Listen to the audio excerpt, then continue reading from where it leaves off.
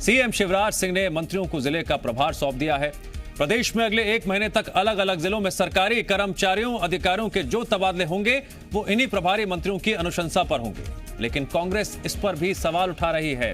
कांग्रेस का आरोप है तबादला उद्योग चलाने के लिए मंत्रियों को ये प्रभार सौंपे गए।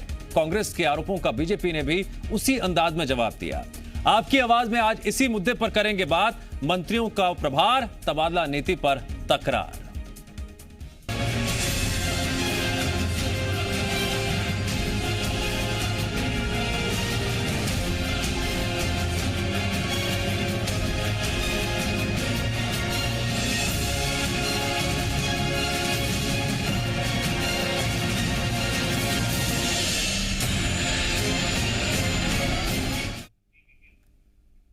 मध्य प्रदेश में प्रभारी मंत्रियों की नियुक्ति पर कांग्रेस ने सरकार पर निशाना साधा। कांग्रेस विधायक कुणाल चौधरी ने तंज कसते हुए कहा, जब जनता को जरूरत थी तब प्रभारी मंत्री नहीं बनाए गए।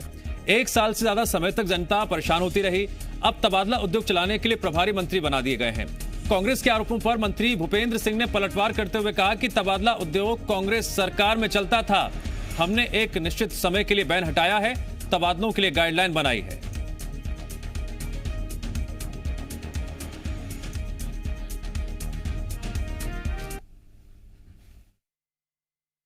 जब जरूरत के काम की चीजें थी, जब प्रभारी मंत्री नहीं था, आज लूट सके तो लूट योजना के लिए उद्योग अपना जो चलाने के लिए जो ट्रांसफर उद्योग के लिए प्रभारी मंत्रियों की नियुक्ति करी गई है। सरकार की मंशा कैसे लूटे जनता को, इसके प्रति है, ना कि जनता को राहत देने के प्रति है। ये सब प्रभारी मंत्री जो कैबिनेट के अंदर लड़ते हैं कि कैसे लूट के माल की बंदर बाट करेंगे, और वही लोग आज लूट के माल के लिए लगे हुए हैं। स्पष्ट रूप से मध्य प्रदेश के अंदर ये ट्रांसफर उद्योग का व्यवसाय करने के लिए इनकी नियुक्ति हुई। हम लोगों ने तो एक निश्चित समय तय किया है, उसकी भी गाइडलाइन बनाई है, और इसलिए जो बहुत आवश्यक ट्रांसफ़र होंगे वो ही ट्रांसफ़र होंगे। हमारे यहाँ कोई ट्रांसफ़र उद्योग भारतीय जनता पार्टी में नहीं चलता।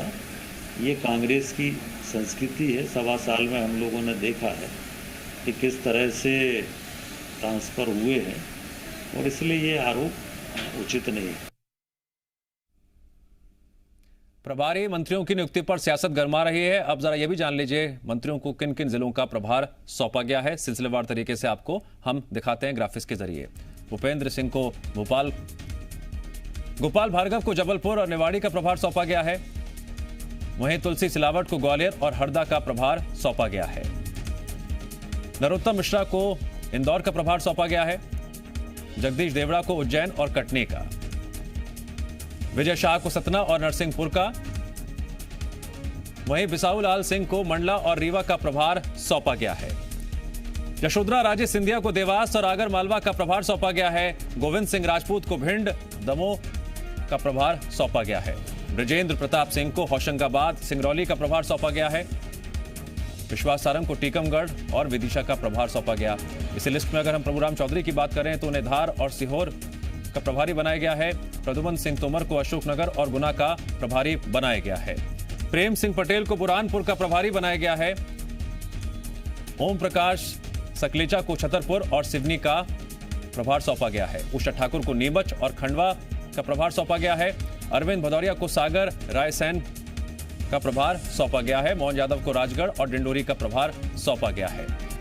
हरदीप सिंह डंग को बड़वानी और बालाघाट का प्रभार सौंपा गया है। राजवर्धन रत्ती गांव को मंदसौर अलीराजपुर का प्रभार दिया गया है। भारत सिंह कुशवाहा को मुरैना श्योपुर का प्रभार सौंपा गया है। इंदर सिंह परमार को बैतूल झाबुआ का प्रभार बनाया गया है। राम खिलावन पटेल को शहडोल का, रामकिशोर कावरे को उमरिया पन्ना का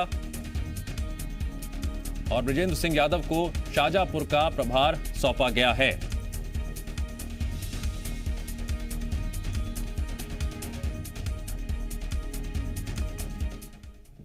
तो मंत्रियों को प्रभार और तबादला नीति पर तकरार, आज इसी मुद्दे पर हम चर्चा करने जा रहे हैं। हमारे साथ खास मेहमान जुड़ रहे हैं। हमारे साथ कांग्रेस विधायक रविंद्र सिंह तोमर जी जुड़ गए हैं चर्चा में। तोमर जी, स्वागत है आपका।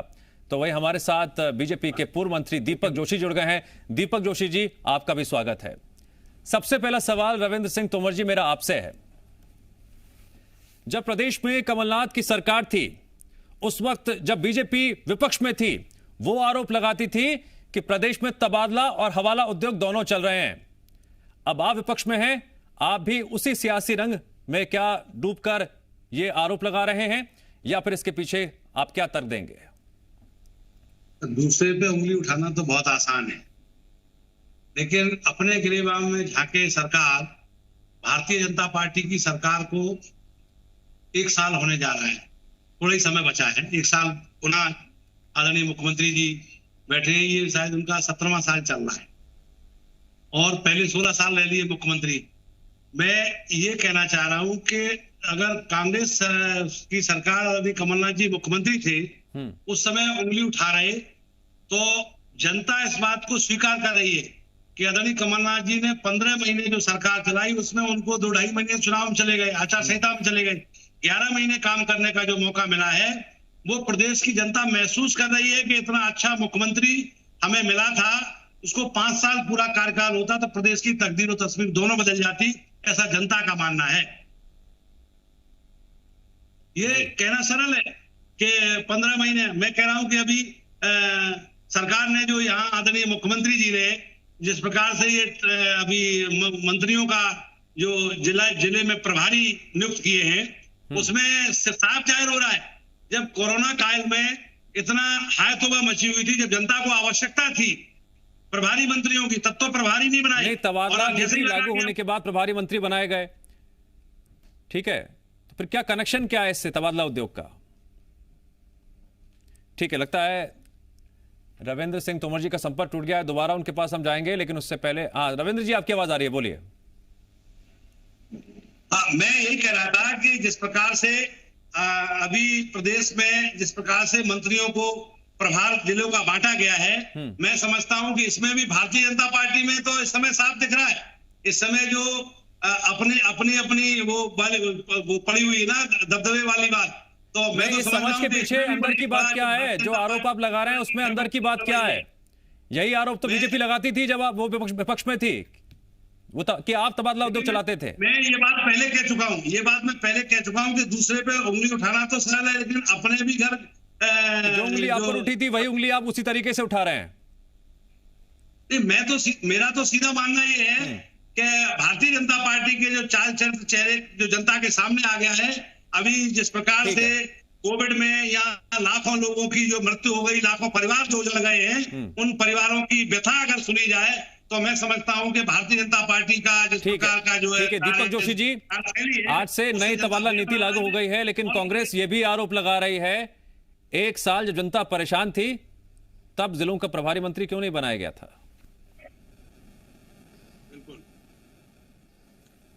नहीं, मंत्री का संवैधानिक दायित्व तो अपने विभाग के प्रति होता है, लेकिन जनता के और प्रशासन के बीच एक संवाद की कड़ी प्रभारी मंत्री के माध्यम से स्थापित होती है। हमारे यहाँ पंचायती राज में जिला योजना समिति की जो बैठकें होती है प्रभारी मंत्री के नेतृत्व में होती है, लेकिन माननीय शिवराज सिंह चौहान के शपथ ग्रहण से लेकर आज तक की स्थिति में अगर हम देखें तो कोरोना महामारी लगातार कहीं न कहीं इन कामों को बाधित करती रही है। आपको याद होगा कि पहले 5 मंत्रियों ने शपथ ली थी, 5 मंत्रियों को प्रभार भी दिया गया था संभाग वाइज। बाद में माननीय मुख्यमंत्री जी को लगा कि कोविड की इस स्थिति से निपटने के लिए हमें मंत्रियों को दायित्व देकर जनता के बीच काम को तेजी से बढ़ाना चाहिए। इस नाते से कोविड का प्रभार भी माननीय मंत्रियों को दिया गया था। लेकिन आज जो स्थिति बनी है, जिसमें मध्य प्रदेश में लगभग 1.25 साल 1.5 साल बाद अगर कामों का आकलन करने के बाद कुछ लोगों का स्थानांतरण करना चाहिए, तो भारतीय जनता पार्टी की सरकार ने ये निर्णय लिया कि प्रभारी मंत्री के माध्यम से जिले के अंदर और मंत्री के विभागीय मंत्री के माध्यम से जिले के बाहर वो स्थानांतरण होंगे। लेकिन माननीय रविंद्र सिंह जी ने भी कहा और इससे पहले कोलाल चौधरी जी ने कहा, ये भी आरोप रविंद्र जी और कांग्रेस ये आरोप लगा रही है कि पर्दे के पीछे तो व्यापार होगा, उद्योग चलेगा। 3 साल तो हमारी सरकार ने ट्रांसफर किए ही नहीं, ट्रांसफर से बैन हटाया ही नहीं। लेकिन आज भी अगर जरूरत है तो जरूरत पूर्ति ट्रांसफर करने के लिए प्रभारी मंत्री नहीं, दीपक जोशी जी यही सवाल कांग्रेस पूछ रही है कि कोविड काल के दौरान जब जरूरत ज्यादा थी तो फिर किस बात का इंतजार किया जा रहा था? अब ट्रांसफर के लिए प्रभारी मंत्री संस्तुति देंगे, उसके बाद ट्रांसफर होगा, तबादला नीति लागू हुई है वो भी ठीक है, लेकिन इतना इंतजार क्यों किया गया? बनाने के लिए माननीय मुख्यमंत्री जी ने प्रभार की घोषणा की है, नहीं तो कैबिनेट से नहीं, अगर जिम्मेदारी से भगना होता तो सरकार कोविड के टाइम क्यों नियुक्ति करती? सरकार ने कोविड के टाइम सभी मंत्रियों को जिलों का प्रभार देकर उनको भेजा था और सभी मंत्री बखूबी अपने अपने जिलों में जाकर इस काम का आकलन करके सरकार की स्थिति से अवगत कराने का प्रयत्न करते रहे। ठीक है, तो ऐसे ठीक है। रविंद्र सिंह तोमर जी, तबादला नीति को लेकर जो मुख्य केंद्र बिंदु हैं उससे आप पूरी तरह से जानकार होंगे, आपने जानकारी ले ली होगी, तो फिर किन आधार पर आप ये आरोप लगा रहे हैं कि प्रभारी मंत्री यहां पर उद्योग चलाएंगे तबादले के नाम पर, पर्दे के पीछे व्यापार होगा? माननीय मुख्यमंत्री जी, सरकार बहुत दबाव में है और मैं समझता हूं कि एक मुख्यमंत्री नहीं है प्रदेश में इस समय। मैं समझता हूं कि 4 मुख्यमंत्री हैं मध्य प्रदेश में। नहीं दीपक जी, लेकिन एक बात ये भी तो है ना कि आपके कार्यकाल में जितनी संख्या थी ट्रांसफर की, वो तो पिछले 15 सालों में नहीं हुई, ऐसा बीजेपी कहती थी। देखिए, मैं पहले कह चुका हूं, ये चीज कहना तो सरल है, किसी को कभी कोई आरोप लगा दो, तो कहना सरल है, आरोप लगाना सरल है, तो यही सरलता के साथ आरोप क्या आपकी पार्टी भी लगा रही है क्या? इस सरकार दबाव में काम कर रही है। हमारे सिंधिया जी हमारे ग्वालियर चंबल संभाग के लिए बड़े बहुत ज्यादा हितैषी अपने आप को प्रस्तुत करते हैं कि हम ग्वालियर चंबल संभाग के लिए एक वरदान साबित होंगे। उन्होंने उस समय जब 22 विधायक लेकर के कांग्रेस पार्टी से पलायन करके भारतीय जनता पार्टी में गए थे, तो उन्होंने ये कहा था कि किसानों का कर्जा माफ नहीं होगा तो हम सड़क पर उतर जाएंगे। मैं पूछना चाहता हूं आपके माध्यम से कि वो सिंधिया जी अब हेलीकॉप्टर में उड़ रहे हैं इस समय, तो वो सड़क पे क्यों नहीं आ रहे, सरकार से क्यों नहीं कह रहे? भारतीय जनता पार्टी में है वो, और आज की डेट में बड़े दौरे कर रहे हैं, लोगों के बीच जा रहे हैं, और ये सारा घटनाक्रम दिख रहा है। ये दबाव में सरकार जो काम कर रही है, प्रभारी मंत्रियों को जो बिठाया है, अभी इसकी आवश्यकता अभी क्यों महसूस की सरकार ने? इससे पहले इतना जनता में हाय तौबा थी, इतना लोग परेशान थे, लाखों परिवार उजड़ गए, लाखों घरों में आज दीपक नहीं जल रहे, और इसके बाद भी सरकार ने उसमें ये किया कि आंकड़े भी गलत प्रस्तुत किए। और आज महंगाई का क्या आलम हो रहा है, क्या स्थिति हो रही? सरकार को केवल चिंता है प्रभारी मंत्रियों को बिठा करके अपना जो है जिस प्रकार का सिस्टम बनाया जा रहा है वो जनता से छुपा नहीं है, जनता देख रही है सब चीजों को। ठीक है दीपक जोशी जी, रविंद्र सिंह तोमर जी आरोप तो लगा रहे हैं, लेकिन उसका आधार क्या है? मेरा सवाल आपसे भी वही है जो मैं पहले रविंद्र जी से पूछ रहा था, बस भूमिका बदल गई है, आरोप वही हैं। जब आप विपक्ष में थे तब आप भी ये आरोप लगाते थे कि ट्रांसफर उद्योग चल रहा है, अब वैसी ही बोली, वैसा ही अंदाज और वैसे ही आरोप कांग्रेस लगा रही है जब आप सरकार में हैं। नहीं, कांग्रेस की हालत आज हमारे मुख्य विपक्षी दल की है, लेकिन हम देखें कि ये भूमिका का निर्वहन कई सार्थकता के साथ कर रहे हैं। कांग्रेस खुद अंतरकलह में इतनी बुरी तरह से उलझी हुई है, इनकी मुश्किल से 3-4 सरकारें हैं, उसमें पंजाब की स्थिति आप देख लें, राजस्थान की स्थिति देख लें, कहीं ना कहीं लगातार अस्थिरता से कांग्रेस जूझ रही है। ऐसे दृष्टिकोण में मुझे तो माननीय रविंद्र सिंह जी से यही कहना है कि वो पहले नहीं दीपक जोशी जी, पारदर्शिता कैसे बढ़ती जाएगी? फिर वो आरोप लगा पर्दे के पीछे व्यापार नहीं होगा, उद्योग नहीं चलेगा, इसको लेकर किस तरह से पारदर्शिता बढ़ती जाएगी? नहीं, मैं तो ये कह सकता हूँ, मैं खुद 5 साल मंत्री रहा हूँ। माननीय शिवराज सिंह जी चौहान का लगभग 18 वर्ष का कार्यकाल, जिसमें थोड़ा सा कार्यकाल नहीं था, लेकिन उस दौरान माननीय मुख्यमंत्री जी के नेतृत्व में जो सरकारों ने काम किया, उन सरकारों में मेरे ख्याल से एक भी बार किसी मंत्री पर इस प्रकार का आरोप नहीं लगा जो कहीं न कहीं प्रथम दृष्टया भी सही पाया जाएगा। तो कहीं न कहीं पारदर्शिता तो बीजेपी ने अपना ही, लगातार इस काम को नहीं चलाने वाली बीजेपी अकेली सरकार है। क्योंकि मुझे खुद याद है कि 2 टर्म हमने बैन के माध्यम से गुजारे, उसमें बैन था, माननीय मुख्यमंत्री जी के स्पष्ट निर्देश थे कि अभी हमें स्थानांतरण करना नहीं चाहिए अनावश्यक, क्योंकि स्थानांतरण के बाद उनके ऊपर जो खर्चा आता वो भी सरकार को वहन करना पड़ता। ऐसे दृष्टिकोण में अच्छी सरकार चलाने के लिए, स्थिरता देने के लिए, लोगों को एक स्थान पर टिकाए रखने के लिए दीपक जोशी जी, तबादला नीति के आधार पर तबादला होगा, संस्तुति दी जाएगी, या फिर कौन मनपसंद है, कौन ज्यादा पसंद है, नापसंद है, इसके आधार पर? क्योंकि कांग्रेस तो ये आरोप लगा रही है। पसंद नापसंद भारतीय जनता पार्टी में नहीं होती है। ये पूर्ववर्ती सरकारों के माध्यम से कांग्रेस ने ही किया है। भारतीय जनता पार्टी तो हमेशा जनता के अधिकारों को ज्यादा से ज्यादा जो क्रियान्वित करने का अधिकारी होता है, उस अधिकारों को हमेशा फिल्म में टिकाए रखने का प्रयत्न होता है। ठीक है, और मैं तो ठीक है। रविंद्र सिंह तोमर जी, आपको क्यों लगता है जो हम प्रभारी कि तबादला उद्योग चलाने के लिए प्रभारी मंत्री बनाए गए? देखिए, बहुत सीधी सी ठीक है, संपर्क टूट गया है, दोबारा जाएंगे उनके पास। दीपक जोशी जी हमारे साथ लगातार बने हुए हैं। Deepak Joshi ji,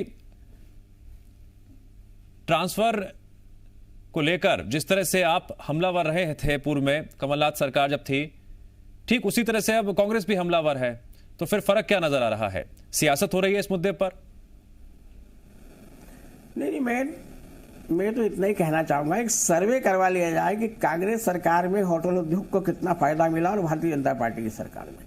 MLA rest house की हालत होती थी, वहां जाम की स्थिति लगती थी। क्योंकि बात अगर सियासत की आए तो जब कमलनाथ सरकार थी प्रदेश में, उस वक्त तो कुत्तों के ट्रांसफर पर भी आपने गंभीर आरोप लगाए थे और सवाल खड़े किए थे सरकार पर उस वक्त।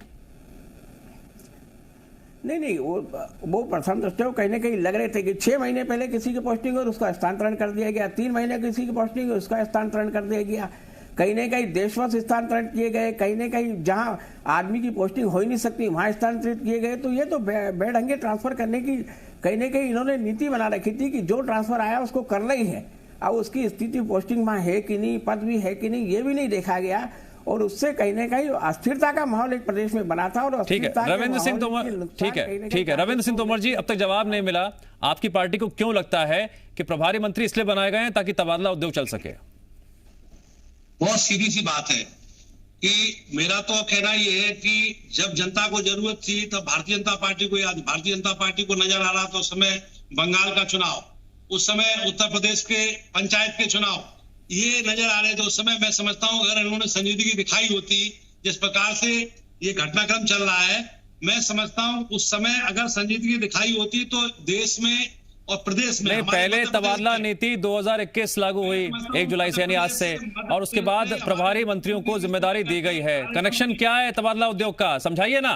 कितने मंत्री वहां लगे हुए, तबादला उद्योग सीधा सीधा जाहिर हो रहा है, क्लियर हो रहा है कि जब जरूरत थी जनता को तो सरकार बिजी थी चुनाव में, और यहाँ से बंगाल के लिए कितने पूरे देश से, हमारे प्रदेश से कितने मंत्री मुख्यमंत्री वहां जा रहे थे। और दूसरा मैं कह रहा हूं कि ये भारतीय जनता पार्टी का ही लोकतंत्र है। 11 महीने हो गए दिल्ली की सरहद पे किसान बैठे हुए हैं, पूरे भारत। सर, किसान आंदोलन का, चुनाव का इस तबादला उद्योग से क्या कनेक्शन है, मुझे समझा दीजिए। लंबे समय से आंदोलन कर रहे, जिसके लिए कानून बना रहे, उस कानून जो स्वयं किसान नहीं चाह रहा है उस कानून को, तब भी उसके ऊपर आप थोपे जा रहे हो। ये क्या लोकतंत्र? यही असली लोकतंत्र है। किसान आंदोलन का, चुनावों का, तबादला उद्योग वाले आरोप से क्या कनेक्शन है?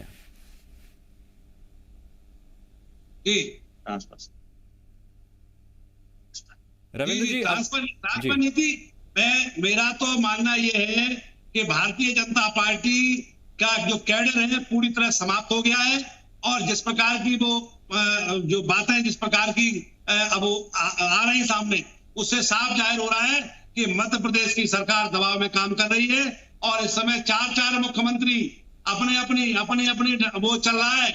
ये जो जिस प्रकार से ये कार्रवाई जो देखने को मिल रही है। ठीक है दीपक जोशी जी, आखिरी सवाल कांग्रेस का जो आरोप है उसका आधार यह है कि हाथी के दांत दिखाने के कुछ, खाने के कुछ। अभी मैं 1 मिनट के लिए आपका ध्यान आकर्षित करना चाहूंगा। हमारे इसी नहीं, बस लास्ट फाइनल कमेंट बनाकर नियत के माध्यम से, नीति बनाकर नियत के माध्यम से काम करना हमेशा भारतीय जनता पार्टी का उद्देश्य रहा है। और मैं दावे से कह सकता हूं कि जो नीति माननीय मुख्यमंत्री जी ने पारदर्शिता पूर्वक कहीं न कहीं प्रकाशित किए, आम जनता तक पहुंची है, कर्मचारी साथियों तक पहुंची है, अधिकारी साथियों तक पहुंची है, उसी नीति के माध्यम से स्थानांतरण होंगे। अगर उस नीति के अलग कोई स्थानांतरण होता तो मेरा ये मानना है कि कहीं न कहीं जो माननीय मुख्यमंत्री जी का उद्देश्य है उसकी पूर्ति में। ठीक है रविंद्र सिंह तोमर जी और दीपक जोशी जी, आप दोनों का शुक्रिया इस चर्चा में जुड़ने के लिए। देखना बेहद अहम होगा कि इस मुद्दे को लेकर और कितने दिनों तक सियासत होती है, और प्रभारी मंत्रियों पर भी अब बड़ी जिम्मेदारी होगी।